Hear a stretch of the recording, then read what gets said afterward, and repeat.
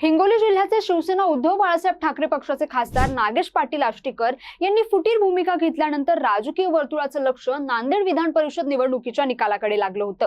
कारण आष्टीकरांचे सुपुत्र कृष्णा नागेश पाटील आष्टीकर या ठिकाणी महाविकास आघाडीतर्फे उबाटाकडून रिंगणात उतरले होते। निकाल जाहीर झाल्यानंतर काही तासातच ठाकरे गटाने आष्टीकरांच्या सुपुत्राबाबत कठोर निर्णय घेतला आहे।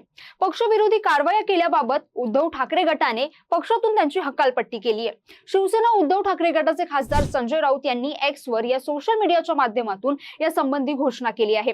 कृष्णा नागेश पाटील आष्टीकर यांची पक्षविरोधी कारवाया केल्याबद्दल शिवसेना उद्धव बाळासाहेब ठाकरे पक्षातून हकालपट्टी करण्यात आली आहे, असं ट्विट संजय राऊतांनी केलं आहे। नांदेड विधान परिषद निवडणुकीत कृष्णा पाटील आष्टीकर यांचा दारुण पराभव झाला। त्यांना केवळ 84 मते मिळाली, तर माजी मुख्यमंत्री अशोक चव्हाण यांचे विश्वासू असलेले भाजप उमेदवार अमर राजूरकर यांनी 339 मते मिळवत विजयाची हॅट्रिक साधली।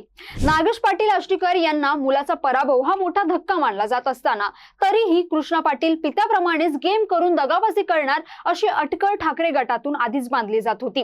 काँग्रेसकडे 92 संख्याबळ असताना 19 संख्याबळ असलेल्या ठाकरे गटाला नांदेडची जागा सुटली होती। महाविकास आघाडी आणि महायुतीमध्ये चुरस निर्माण झाली असताना मतदानाच्या 2 दिवसापूर्वी ऑपरेशन टायगरची चर्चा रंगली। खासदार नागेश पाटील आष्टीकर हे शिंदे गटात सामील होणार असल्याच्या बातम्या धडकल्या। त्यामुळे काँग्रेससह ठाकरे गट आणि राष्ट्रवादी शरदचंद्र पवार गटातील नगरसेवकही संभ्रमात सापडले होते। आपला विजय निश्चित असल्याचा दावा कृष्णा पाटील आष्टीकर करत होते, परंतु कृष्णा पाटील आष्टीकर हा महाविकास आघाडीचा उमेदवार असणं ही निव्वळ दिशाभूल आहे, भाबडेपणा सोडा, हा सुद्धा बापा इतका चतुर आणि धूर्त आहे, अशा शब्दात सुषमा अंधारे यांनी टीकास्त्र सोडलं होतं।